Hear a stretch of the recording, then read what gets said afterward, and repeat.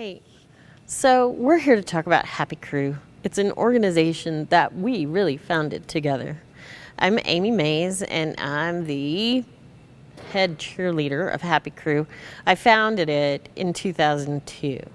Right after that, these guys started being old enough to be able to participate, and we grabbed their friends, and all kinds of fun stuff happened. Happy Crew is for teenagers, and it aims to destigmatize mental health issues and end teen suicide. We had in our county over 2 school years, 8 suicides one year, 4 suicides the next year. Happy Crew was born because we decided, not on our watch. Cole and Meg jumped in and said, we are going to do something.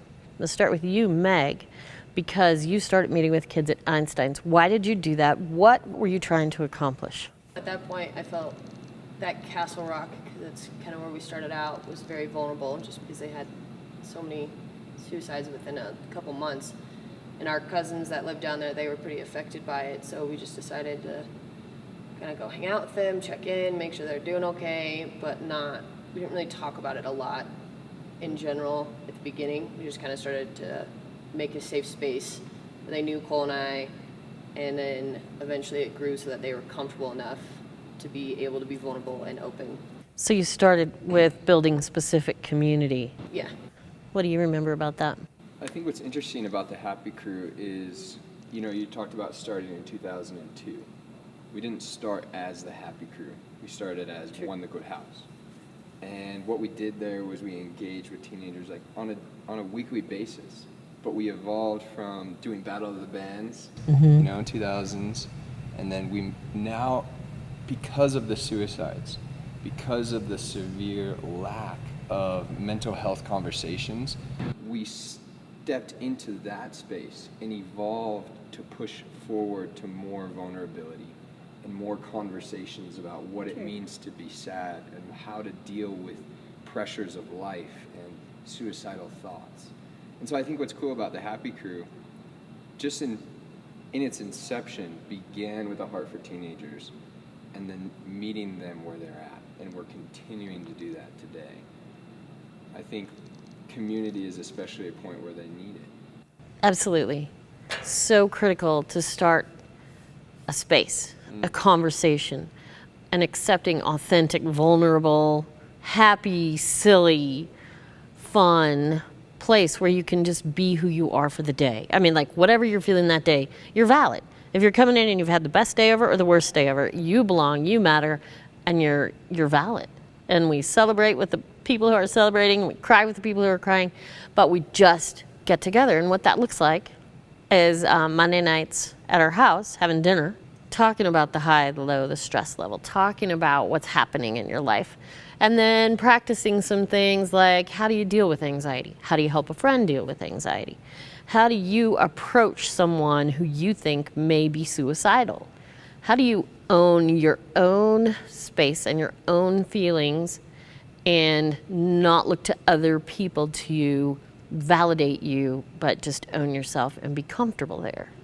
How do you help others without becoming codependent? We talk about all those things. And we have dinner, and it's so good. And the community that's been formed has really been remarkable. And now we have Middle Crew. Similar aspects of Happy Crew, Monday Night High School kids, but focus on really just building community and trust and strength.